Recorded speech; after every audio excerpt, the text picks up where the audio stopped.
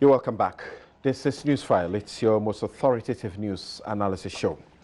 And let me welcome my guests for this segment. And like I said, these are people who have very in-depth and expertise in the areas that we are going to deal with.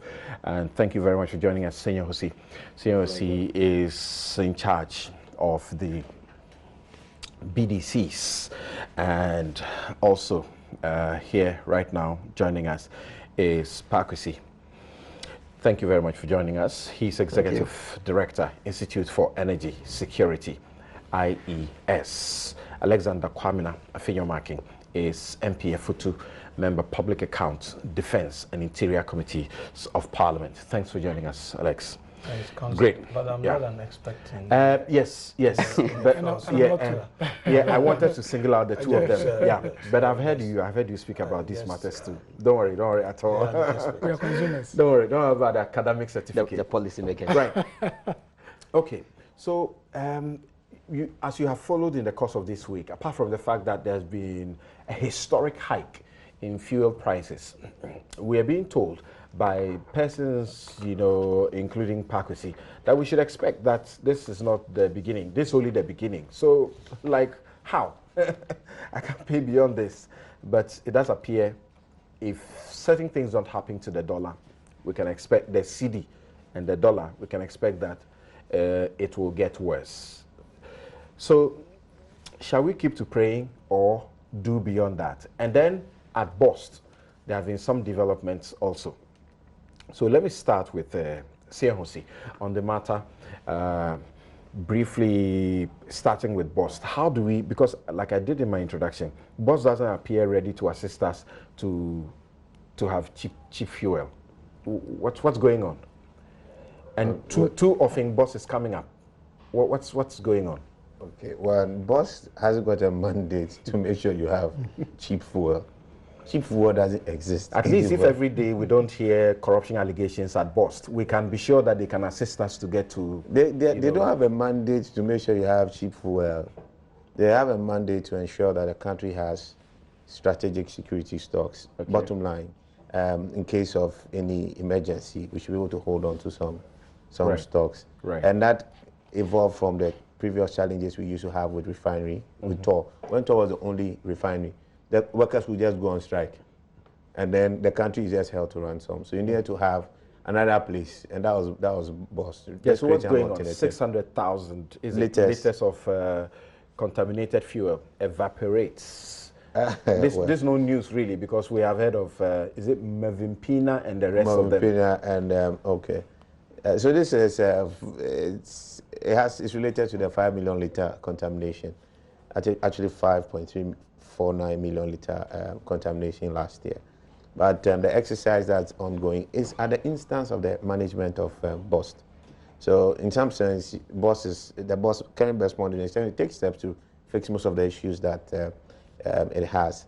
And a committee was set up, of which I chair. Right. And one of our mandates was to assess the quality and then the quantity of the contaminated products, come up with a standard operating procedure for managing this kind of off-spec product, and also assess technically and financially the optimal way to dispose it.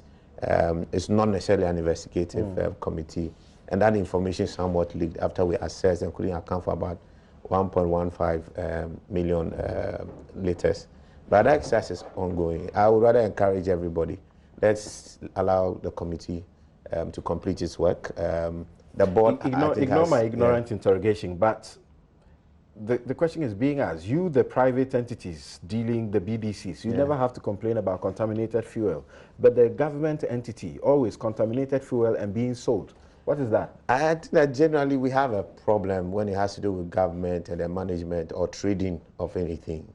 Gov't has been a major problem for a good while now. It's been, I've always said it, I said it last time, it's a political, economic, rent-seeking tool. Everybody comes and finds a way to abuse it. That does not mean that it's related to the contamination at all, no. Okay. But it's always had that. So you have transporters today complain when it's NDC, you have people who claim that they attacked MPP. So they have trucks, they are not giving opportunities to transport. They'll have, what do you call it, NDC, people who do not have trucks, now go and take the contracts and subcontract them, contract it to the people who are the real transporters. And then what is the other way around? The same complaint. So today, you're having this same complaint from people who they claim are tagged NDC transporters. Previously, I was having the same complaints for people who were tagged MPP, transporters. So it's always been a vehicle for something fun. And anytime there's a trade, boss consistently is making losses. Anytime there's a trade, consistently making losses, product losses. So it's a place that is always taking out of the economy and giving very little back to the economy. So there's a need for us to really look into boss. And I think that the minister has sounded that they're going to commission a forensic audit into boss. I've always had a problem. When the Tamils government came, they commissioned a forensic audit, a long list of issues. They did nothing about it. During the Mama administration, there was some kind of work that was done with the previous board and management. There were issues. Nothing was done about it. Today we are going to have issues, and I don't know. It's as if we all agree never to deal with each other, on boss. And it's very interesting. You take this recent issue about the transfer, the payments. Yeah. That payment matter came up. Well, some of us have known some issues were going on. It came up when there was the Vimpina issue. It's a year now. Yoko is supposed to have been dealing with it. Now, when there's another problem, then that's when it shows up again. The commitment, I think, from the politicians to deal with boss is quite worrying. I just hope that probably from the sign that we've got from the current management of boss and then the work that our committee is starting, it will maybe be a sign of a turnaround somewhat. But Yoko, for instance, I don't think has shown us enough commitment to deal with that unless my colleagues on the table have superior information. It's 1 year. BDCs who may have been involved in it or probably may have not been asked questions with related to that. I have not been asked questions at all by Yoko. And they say, yeah, if you're really investigating, but now you should have contacted me. They have my contact. They invite me for other things. But so I'm very concerned about the political commitment to deal with issues always at boss. But we are seeing good signs, and I hope that it will be productive. Okay. On the fuel price front, yeah. what's going on? You have said that the politicians have failed to cushion consumers from fuel price increases. What do you mean by that? And then when you are done, I'll get to Pakwesi, who also is saying that we need to scrap what he calls nuisance taxes on fuel. He will be talking about the SPT, so I'll address it as well. I have a position on that too. One, the price situation. You have world market prices. Whether you produce crude here or not, your crude will always be valued and indexed to the world market. So your production and refining here will not necessarily change anything to probably retain a small margin as far as profits and generate some kind of employment. That's the real value you get in there. You always be indexed to the world market. The world market, Ghana will never control it. Put all the stocks in the world, it will have a value. You have to sell and be able to buy the next one. So that you cannot directly influence. Then you have your taxes and you have the margins. Deregulation has dealt with the margins. So these are the two things that everybody faces. And then the FX rate. So the taxes, the FX rate, macroeconomy, government manages taxes, is fiscal policy, government also manages. These are the two things probably you can ever try and deal with.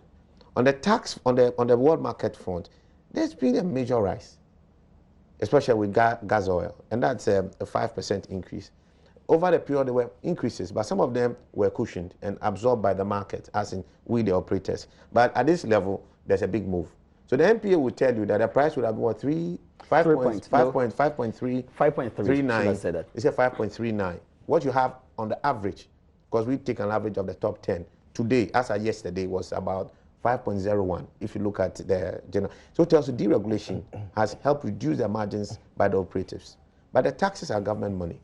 The FX rate, you can't do too much about it. The depreciation on the currency, year to date, is about what? On the Bank of Ghana level, it's about 8%. But you also take last year, it's just about 4%. It's also within some level of the depreciation figure, if that was just the only thing that was driving it. But the main thing is the world market price. It's moved. So you can't do much about it. So Ghana as a country, you always be a price taker when it has to do with petroleum. What policy has failed to do over the years, and I said it a lot of times, come up with policies that rather impact the effect of price increases on consumers. So what has been our investment in mass transportation? Zilch. Nobody should talk to me about it. Apart from what we had with Kufuor's Metro Mass, that step. While we deal with that, what can government do today to help you, yeah, the BDCs, yeah, to help us? Yeah. Because what we understand is that you simply, if there's a tax that is taking you, obviously will pass it on to us. So what can government do so that you can help us? You see, there are two things. There's a short term, there's a long term bit. The long term will be dealing with things like mass transportation. We have spent $2 billion that we are looking from Chinese today. We spent it over 4 or 5 years, all right, in petroleum subsidies. That money would have transformed mass transportation long time.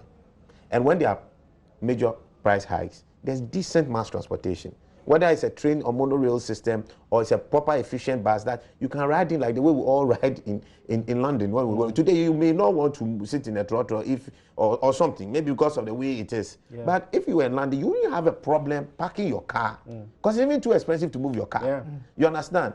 So that's a long-term thing. But our politicians in this country, they are myopic. They are looking out for the next election. That's what it is. So we must agree that has to be dealt with. The next thing is the short-term thing. We are developing some FX interventions.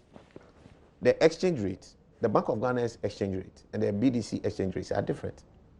Because we don't go to the Bank of Ghana for FX. So we want to come up with an oil FX market where every BDC will price its product based on the FX you go and procure at that place. If government feels that there's too much speculation, because today the FX at the point was practically 5. I mean, depending on which market you go to. But BOG was 4.7 something, thereabout. Probably you could rather keep that 4.7 instead of giving it to the broader banking market and use that 4.7 to fund the purchase of toothpicks and then all these ridiculous things we import in this country. Commit that to the oil sector. It stabilizes the prices and make sure we don't really have much shifter. But it will still take us only this far. We have to have proper long-term policy thinking that is generally missing in our approach to policy management in our country. So let me hear Paxi, and let's continue from the, fuel price. Then you get into the bust, and let's hear your view on that. You say that the nuisance, what we have constitute nuisance taxes, and they ought to go away. Which of there are how many elements? Is it 17, 18? How many of them, the tax elements? How many are they? 13 of them, levies and taxes. They are all the same. 13? Yeah. Okay. I don't know. And 13, no, I don't think it's they are more it's than not about 13. Right? No, unless you want to break down the EDR. Yes, they are more than that. Yes. But EDR is just one line. Okay, so I mean, but whatever it is, it comes to a number. So if you looked at them, which ones can government comfortably, take away? And so we don't have to be thinking that now that we are paying 5 cedis and more, we may be paying even more than that. Samson, we all understand that government needs to tax us or apply levies to be able to get revenue to run the country for us. And so I'm not against taxes in the first place. It should be established. At a point in time, they reduced excise duty by, which was 2 pesos. They took it away. 2 pesos is insignificant compared to the special petroleum tax we've spoken about several times. You do understand that it was introduced in 2014, and there was a reason adduced for its introduction, that world market price of crude has slumped. And government's own projection was about $58 per barrel and slumped to about $30. And so revenue has squeezed, and they needed to shore it up. So they found a gallon of fuel, a very soft spot to slap a tax, and able to gather some revenue. And when they introduced this, we thought that we were in hard times when they did introduce this. And so we spoke against it.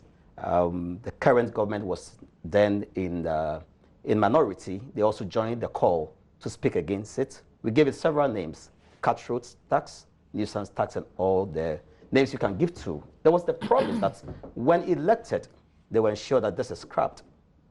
unfortunately, it's not been done. It was reduced from 17.5% to 15%.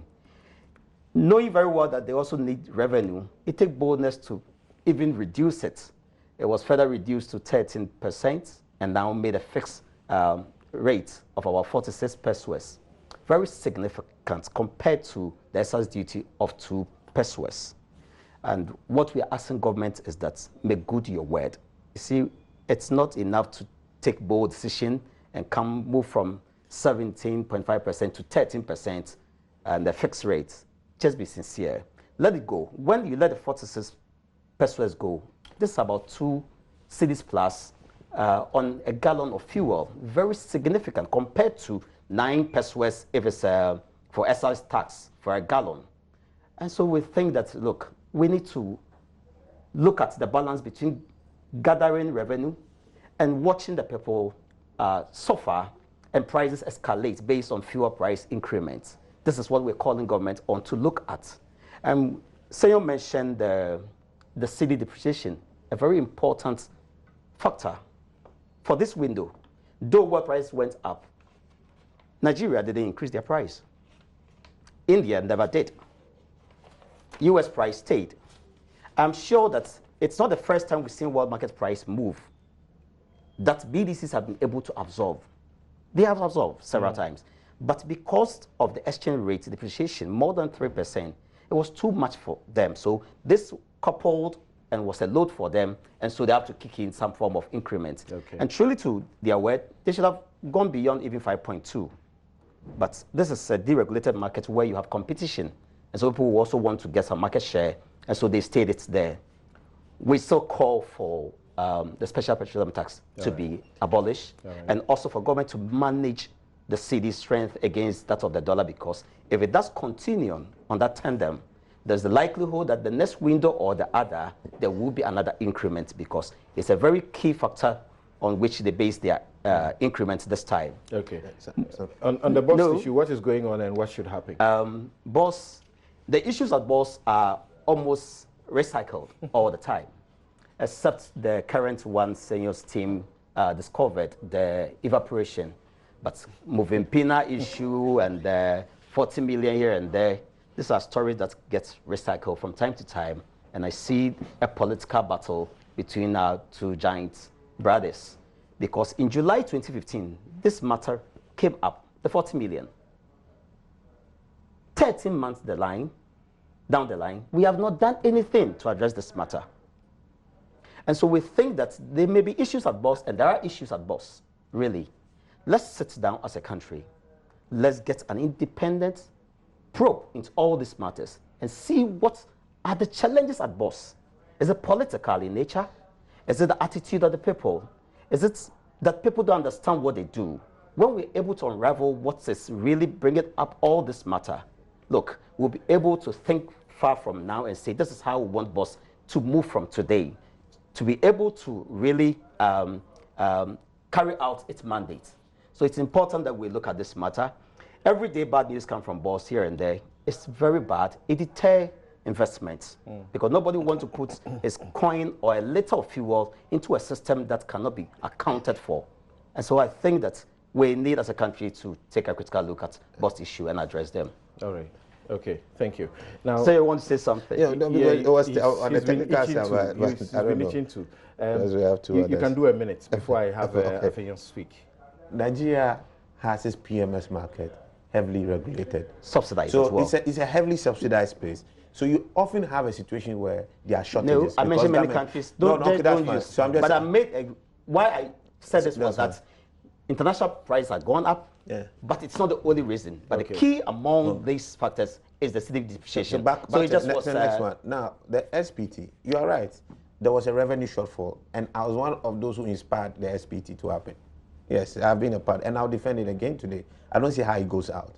The revenue shortfall today on government is 2 billion.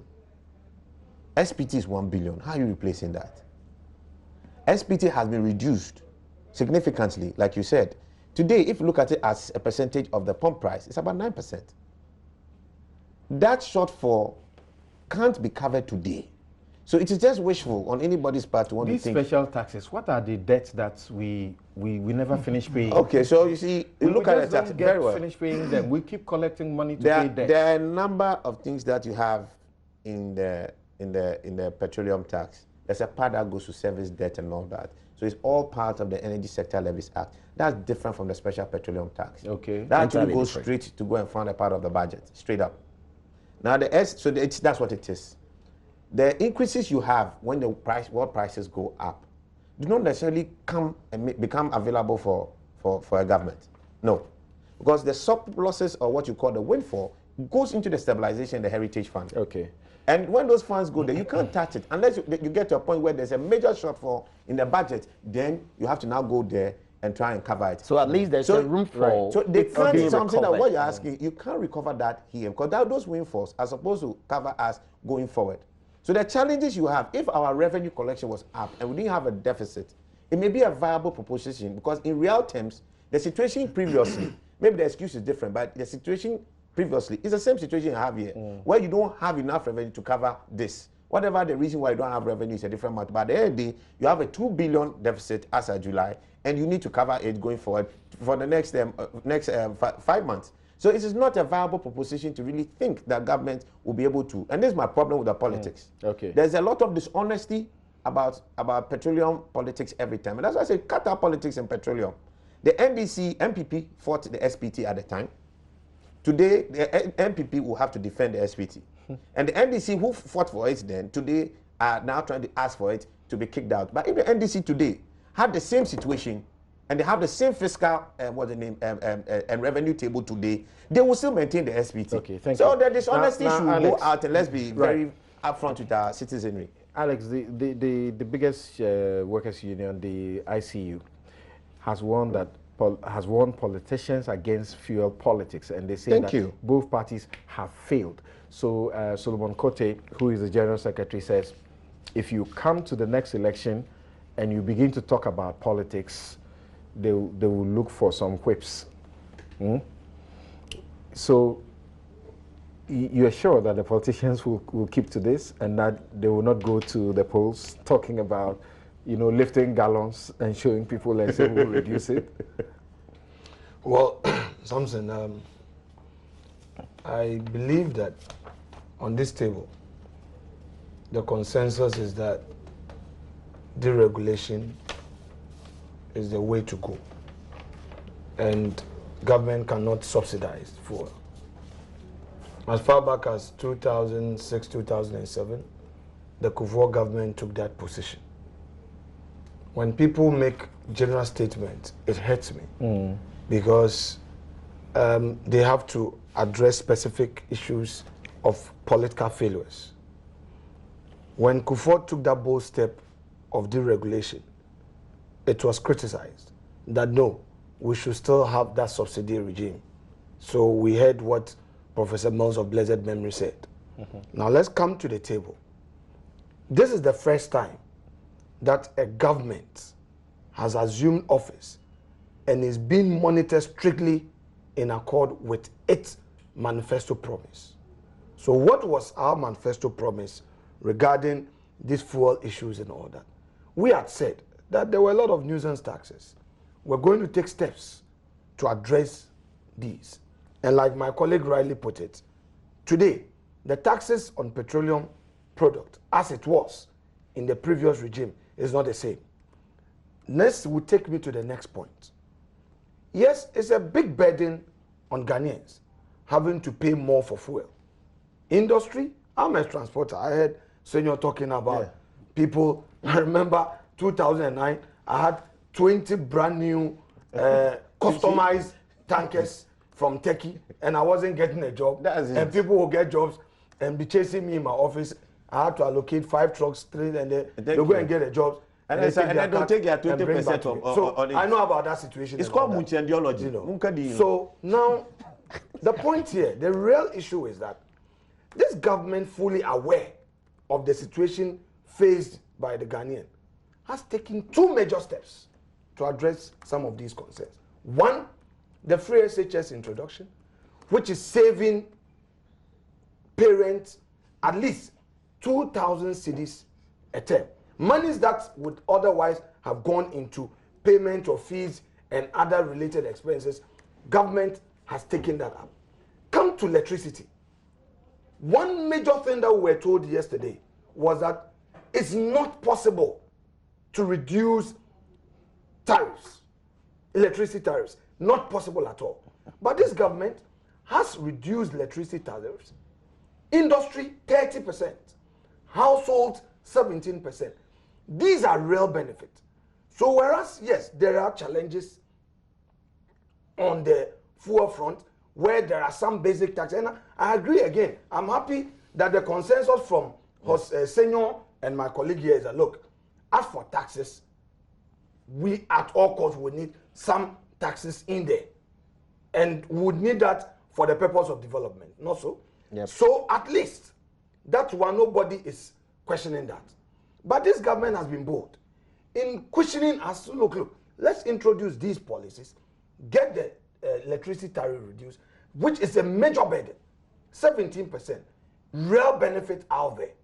People can now see that, look, if I buy prepaid, 50 Ghana, if previously it was taking me a week, now it is, say, 3 weeks or 2 weeks and all that. So these are real benefits. Industry would pay more for fuel, but at least industry has been saved about 30% in terms of electricity consumption. So Honorable Peter Mewu was right in saying that, look, Ghanaians would have paid more, would have spent more. You have water, you have electricity, you have fuel, and all that. The frustration would have been unbearable. Is it better today? It is. Politicians are not the same. Politicians are not myopic. The MPP is not made up of myopic politicians. The MPP is made up of people who have Ghanaians at heart and have well-tested policies that people can attest to and say, look, these were the situations. Like today, we can talk about Kufuor bringing NHIS in, and people are really benefited. We can talk about the Metro Mass Transit System. We can talk about the Youth Employment Program, which those at the grassroots level are still benefiting, because we had another regime for 8 years and it realized that, look, we can't introduce anything new. Let's maintain these. Today, we have another policy addressing youth unemployment, graduate unemployment, at least in the short term. So put all these together. One cannot generalize by saying that, oh, politicians look at the next election. You would want to, the MPP as a party in government will look at the next elections to tell Ghanaians that, look, these are the things we've been able to deliver. And I can assure you that the challenges will come. All the issues, if you are talking about deregulation, you want market variables to determine. Obviously, there will be gains and there will be losses. Now let me address the issue of bust. Look, business interest stakeholders have been setting agenda at bust. My very good friend Alfred Obin immediately assumed office and tried to probe certain irregularities. People set the agenda. The hawks were on him. Alfred was my mate at law faculty. Alfred was just chewed up. It was left with his bones. Now Oakley came. Even his bones were scattered. Are you saying that the matters that came up were manufactured? I kept quiet for you. And thrown at him. I kept quiet and took note. That the president even had the judgment to decide that he doesn't deserve to be at the job. Do you know something? And you're still blaming others. No. Today, I'm at Ghana Water. Okay. Right, as a board chair. If today media punching, I may not have done anything, but for certain reasons, I may have to be asked to step aside. I can assure you this president will not do that. No. He will first of all set up an investigation. Hold on. He will set up an investigation like was done in these matters. Yeah. And then get the facts for himself before he takes a decision. He will simply say, because media is saying bad things about you, which are not true, you should get out. I haven't said that. I am saying that there's one thing, establishing facts and perhaps looking at the adverse nature of it, asking somebody to step aside. Okay. it's also another thing. A politician who is judged by public opinion. You are in an enterprise which is driven by public opinion. At a point, it may not be so, but you may have to tender your resignation. That is a real political matter. Often in those situations, you are giving another job. I am saying that it could be, it could also be that you go back home. But I'm saying that's unfair. Well, that's politics has never been fair. Okay. This enterprise has never been fair. Okay. And until you get in, I'm sure you are lacing up your boot to come in. Come in. As I in wish where? you in. Eh? As in where? Oh, I don't know, but I know you are coming. You will come. As for partisan politics, I have said You it. would come. I'll never get in.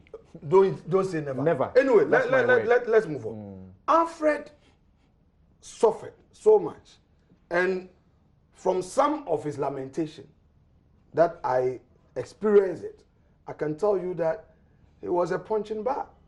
All right? If others have some other facts that I'm not privy to, that's a different matter. Okay. Now, Oakley, the man comes in, no honeymoon for him, and they start punching him. Ghana is hot though. I agree with Senor that the politics at Bust must end. I took the challenge upon myself to find out about the membership of COPEC. And I was amazed to realize that some of the members of this advocacy group were staff of Bust. What's wrong with that? Everything is wrong with it. Why? Why? You are supposed to be an independent advocacy group. An independent organization that will play a watchdog role. How do you serve as a management member, a staff of an institution? Don't you think there is a matter of conflict? Even if you are still a staff and you are in the institution, the law requires you to blow the whistle. So what's wrong with that? So then be in there and blow a whistle. It's different from being a member of another organization. All that I'm trying to say is that COPEC does not operate as an independent watchdog advocacy body. That's my point I'm making. To the extent that some of its members are staff of Bust, that is my position. Okay. Now, today, there is another issue, evaporation and all that. Some will tell you that, oh, there wasn't the previous figure given out was an estimate. Some would also say, oh, now actual dipping has been done and all that. But I am happy that the new leadership has been bold, proactive, and is engaging Horses Group, and they are working. Let's deal with the real issues. Not some businessmen who want their interest and who want to push agenda somewhere. Somebody wants to get paid, and look, I am not an expert in that field. Okay. But I've operated a support system business there. You know, I've been part of that value chain. And I know what goes on. People can just set an agenda. This MD is difficult. This thing, you remember the famous expired alum at Ghana Water in Muhammad regime. It wasn't because there was an expired alum. Because some group of persons has set up a cartel. Ghana Water was paying LC for alum at its own cost. And the Muhammad regime found somebody who could supply alum at a cheaper cost. It came in, it has been tested. People were not happy. Engage a media house to start a crusade against the then MD. At the time the MD was fired, at the time the procurement officer was demoted, and Standard Authority came out with the result, and it went to cabinet. It was too late. The agenda had been successful. Okay. People set up the agenda, and I'm sure that is what is being done to disturb the Bust officials, and government would always have to come and defend it. And the NDs in opposition would also want to have a bite, because if you are in opposition, you would want to take advantage. Thank you. Yeah, do anything. Yeah. But let me conclude. Let me conclude on the last item. Okay. The last item. The last item regarding Auditor General. Okay, I'm just concluding. We haven't started. So that I wouldn't We haven't started. Let's see. We may be able to make time for it. If we don't, it is better to reserve it and discuss it properly. Because you've stated it here. Maybe 1 minute passes. I hear you. So let's hear Suleimana on. For me, what is interesting and intriguing is this whole question about politics around fuel pricing and all of that. Because listening to Honorable Afenyo Makin, I'm just telling myself, so if MPP were still in opposition, would it be the same position that he would take? And no, but that's the position we have reduced. I'm sure the taxes we talked about. I'm sure that if we had somebody from the NDC here, he would have been saying things that perhaps, they were saying the opposite when they were in power. Yeah, and I think that for me is what is interesting and intriguing. But on the issue of the pricing, yes, there have been reduction in taxes, and taxes, as other colleagues have said, is important in terms of generating funds for development and all of that. Having acknowledged that, I think what is much more important is what the taxes are used for. Right. So it's one thing saying taxes are important, we need to generate resources for development and all of that. And another thing looking at what the taxes are being used for. I think Honorable Afenyo tried to bring in the issue of the electricity, free SHS and all of that in terms of the social interventions that are ongoing. But as Senor mentioned, I think GPRTU is a separate entity and may not be the one deciding that we get free fuel and all of that. But it is within the value chain. And what happens at GPRTU eventually has an implication on what, the entire oil industry mechanisms would be. But not prices. Yes, to some extent, because I asked myself... The main problem you have there is the fact that they always create losses and then you have to look for taxpayers' money to pay. Yes, and I asked myself, so if they were like some private entity it will never use with a regulator like the Bank of Ghana, it would have collapsed. So things happening at GPRTU. So if at the end of the day, government is able to pay for the losses that are made, could we say if those losses were not there, that money could have gone into subsidies? I think, it's fair. You saw GNPC had to cough up 100 million to partly bail them out. Exactly. The trading that was done in the previous management had a deficit in their books of about 160 million, actually 250, but they had some stocks. So there's about $30 million of receivables. They can't even find the existence of the people. Okay, so eventually, you find that in a private company. It comes down to is the question of management and leadership. It is not as though the money is not there. We always are able to cough up money to go and pay for debts and so on and so forth as a result of mismanagement. And how long would we continue to do this? How long would we continue to say, well, there are issues at GPRTU, there are issues at GPRTU, and then we continue to say people must continue to pay taxes, which goes into the kitty, part of which then is taken again to go and bail out. Because if you listen to, the issues around Movimpina, Zoop Oil, and currently there is this about Springfield, some money being paid, which is raising all manner of controversy. And then you hear of about 1 million and something liters having been evaporated. And you were the chairman of that committee that came out with that finding. That we're not done with our findings, so it's information that seems to have reached the market before. But it's part of what perhaps your committee would come out. And I heard you the last time on another network talking about, well, it's most likely impossible that such quantities of fuel can really be said to have evaporated.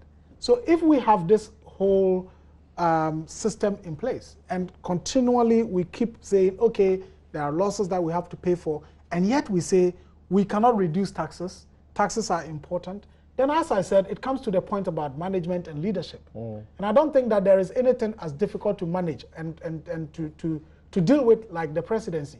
But somebody is there. You want to fix it? So, I mean, it takes all of us. I'll tell you what it takes. It takes all of us to fix it, and it must be fixed. And it takes all of us. The MP for Bongo, is it Edward Bauer? Yes. He has petitioned Shraj over the 3 million payment to Springfield that you spoke about.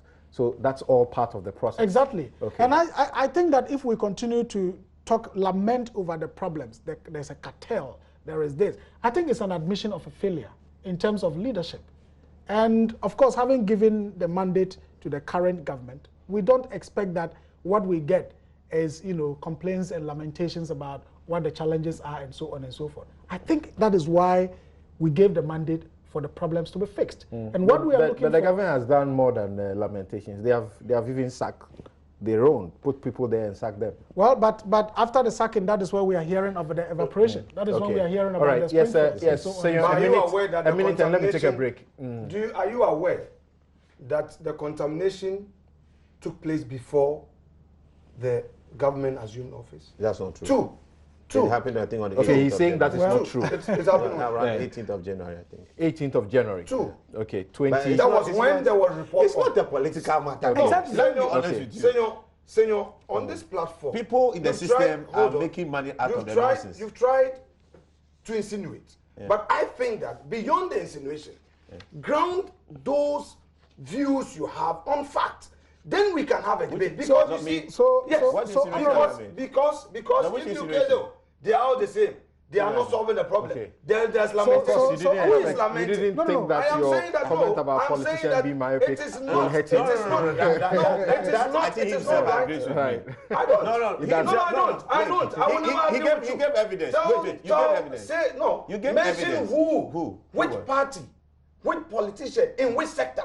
Then You what? find being myopic and address that. Okay. No, But so I'll address it. Don't Let me try address it. to Let me make address it. those general No, don't worry, statements. Don't say Don't worry. somebody is lamenting. Okay, let me do Nobody this. has lamented. I'll take a break You- here. It is rather I'll take that a break people here. set the I'll be agenda. right back. I'll be And right instead back. of those of you following the real issues, you allow the media to carry on. With policy.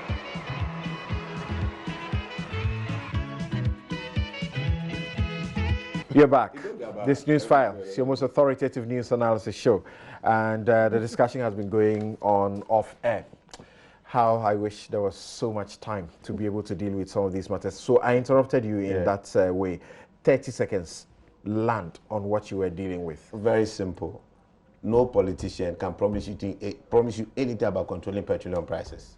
They do not have the budget to sustain it. We've spent $2 billion. And trying to deal with taxes alone is just a short-term measure. What if what prices triple tomorrow? What can you do? Are you going to go to London or go to the Arab region and go and change the prices on the board? You can't do it. Okay. You should have a long-term view to solving issues with petroleum prices. You can't deal with the price, but you can deal with the impact. Let's invest our money into mass transportation systems, work with the BDCs and the banking sector. We've set up an SPV, legacy bonds, to deal with FX interventions that you can inject from Okay, time so it to is time. their short-term It's interventions that you say is myopic. That is it. Okay. Everybody, and we've been complaining about this thing for many years, and every day everybody's trying to solve a short-term problem, Okay, short-term Thank you, That's Senor. it. Thank you, Senor. Your point is made. To Now, deal with this issue, Alex. Long term. All right. Invest in Right, so Alex, Mass transportation, Alex, effectively.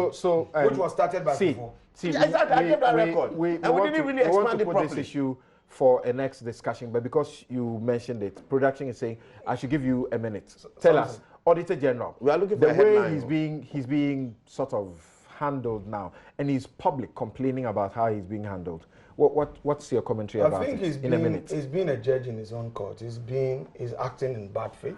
He's acting in bad faith. He's acting in bad faith to the extent that he himself has found something wrong in the boardroom and has gone a step further to petition Mr. President, which petition is receiving attention.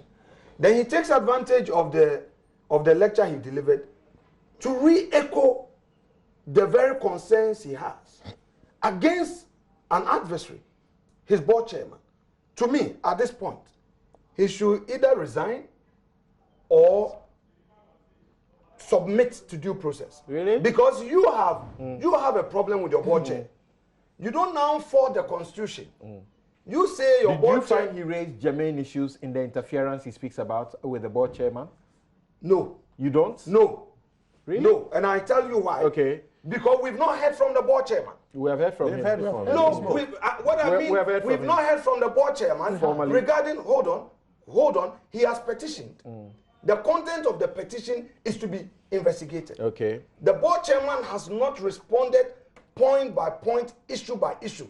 Yet you take advantage of a lecture to now re-echo the issue, get to the gallery for gallery support and sympathy, bad faith. Okay. You There are lawyers cannot- who say, you cannot there are do lawyers that. Now and you even are talking non-lawyers about- who say that this Auditor General needs a lot of protection. That's why you have as many as over 20 civil society organizations, including the CDD and the Ghana Integrity Initiative, coming to protect him. Yeah, but there are you lawyers don't who say that overstep if the your Constitution provides a board to work with a constitutionally guaranteed independent office. The board's remit is only advisory and not supervisory. And so what the board chair has been doing is clearly out of bounds. The public financial, thank you. It is correct. I agree with this position by my respected professor, Ace Ankuma. However, the PFM Act, PFME, yeah. the PFM law has okay. introduced some new provisions. I'm sorry, I'm sorry. That makes certain we have run out of time. Which otherwise we have run out of time. Now supervise. 30 seconds. We have run out of time. You promised We have run out of time. Don't think Auditor General is our best shot to dealing with corruption. He should be protected. Yes. Politicians should not. In fact, unless it's a what friend, they should can rather be never deliver. reassigned. Because they still need revenue, but they made promises. Okay. They should keep to their promises. Thank you, they should thank be you, honest Patrick. about their Thank you, promises. I think that's Alexander more the questions Fayamaking you have. and Honesty. Sulemana, and also for Senior Hussey. Thank you all very much. I'm Samson Ladi. I am in my outfit as always is by Lachida. Have a good afternoon.